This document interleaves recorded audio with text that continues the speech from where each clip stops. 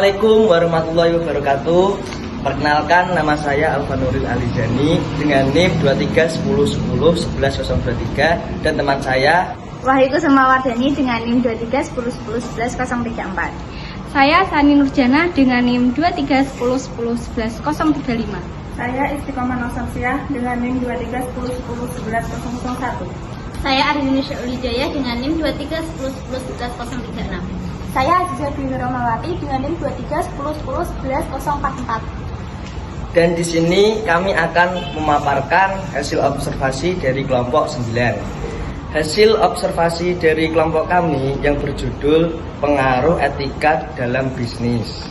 Bisnis adalah suatu aktivitas yang mengarahkan pada peningkatan nilai tambah melalui proses penyerahan jasa, perdagangan atau pengolahan barang dalam kurung produksi. Dan bisnis merupakan aktivitas berupa jasa perdagangan industri guna memaksimalkan nilai keuntungan. Pengertian bisnis adalah keseluruhan rangkaian kegiatan yang menjalankan investasi terhadap sumber daya yang ada yang dapat dilakukan baik secara individu maupun secara kelompok untuk memenuhi kebutuhan sehari-hari dan meningkatkan taraf hidup dengan menciptakan barang atau jasa guna mendapatkan laba atau keuntungan yang sebesar-besarnya. Etika bisnis sendiri ialah segmen etika terapan yang mencoba untuk mengontrol dan memeriksa pengaturan moral dan etika perusahaan. Peran etika dalam bisnis. Etika bisnis memiliki peran yang sangat penting, yaitu untuk membentuk suatu perusahaan yang kokoh dan memiliki daya saing yang tinggi serta mempunyai kemampuan menciptakan nilai yang tinggi, di mana diperlukan suatu landasan yang kokoh untuk mencapai itu semua. Dan biasanya dimulai dari perencanaan strategis, organisasi yang baik, sistem produksi yang transparan didukung oleh budaya perusahaan yang handal serta etika perusahaan yang dilaksanakan secara konsisten dan konsekuen. Ada 3 aspek bisnis, yaitu 1. Sudut pandang ekonomis bisnis adalah kegiatan ekonomis yang terjadi di sini adalah adanya interaksi antara produsen atau perusahaan dengan pekerjaan, produsen dengan konsumen, produsen dengan produsen dalam sebuah organisasi. Yang kedua, sudut pandang etika. Dalam bisnis, berorientasi pada profit adalah sangat wajar. Akan tetapi, jangan keuntungan yang diperoleh tersebut justru merugikan pihak lain yang semua bisa kita lakukan boleh satu dilakukan juga. Kita harus menghormati kepentingan dan hak orang lain.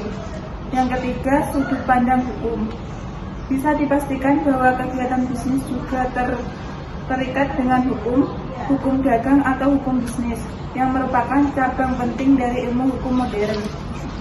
Selanjutnya ada sanksi pelanggaran.